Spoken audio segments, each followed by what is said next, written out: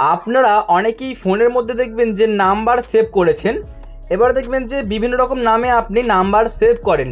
তো এখন চাচ্ছেন যে বর্তমানে আপনি কারো নাম্বারের থেকে আর কি, মানে যে নামটা আপনি সেভ করেছেন সেই নামটাকে আপনি পাল্টাবেন। তো কীভাবে পাল্টাতে হয় সেটা কিন্তু অনেকেই জানে না।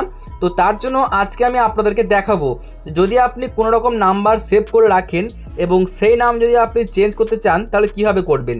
তো দেখুন দেখাচ্ছি। প্রথমে আপনাদের কল ডায়ালারটাকে জাস্ট ক্লিক করে অন করে নেবেন। আমি এখান থেকে অন করছি আমাদের কল ডায়ালারটাকে অন করার পরে কি করতে হবে, আমরা এখানে জাস্ট এই যে কন্ট্যাক্টস আমরা এখানে ক্লিক করছি, অথবা আমরা থ্রি ডটে ক্লিক করে এই কন্ট্যাক্টে ক্লিক করলে যতগুলো নাম্বার আমরা সেভ করেছি সব কটা নাম্বার কিন্তু ঠিক এখানে শো করবে। দেখুন এখানে শো করছে।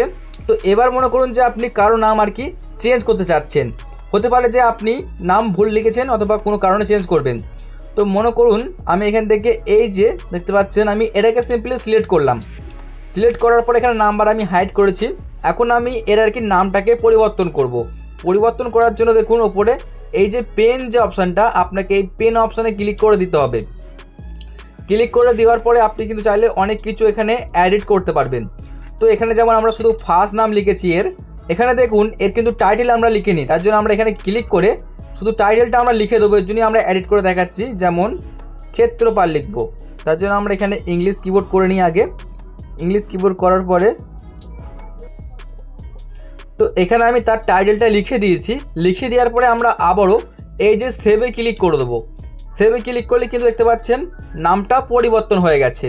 তো আশা করছি আপনি শিখেছেন যে কিভাবে আপনি যদি কারো নাম্বার আর কি ভুলবশত সেভ করে ফেলেন তো সেই নামটা আপনি কীভাবে পাল্টাবেন। কারণ আপনারা অনেকে জানতে চান, আমি এই জন্যই আজকে ভিডিওটা করেছিলাম। যদি ভিডিওটি আপনার ভালো লেগে থাকে অবশ্যই ভিডিওতে লাইক করে আমাদের চ্যানেলটিকে সাবস্ক্রাইব করুন, কারণ আপনাদের ফোনে যে কোনো সমস্যা হলে সেই টপিকে কিন্তু আপনারা ভিডিও পাবেন।